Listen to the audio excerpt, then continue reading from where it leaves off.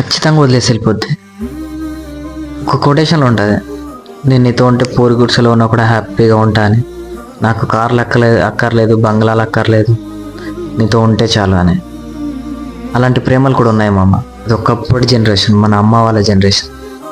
ఇప్పుడు అలా కాదు. వాళ్ళకి నచ్చింది ఇవ్వలేదంటే ఆలోచిస్తారు.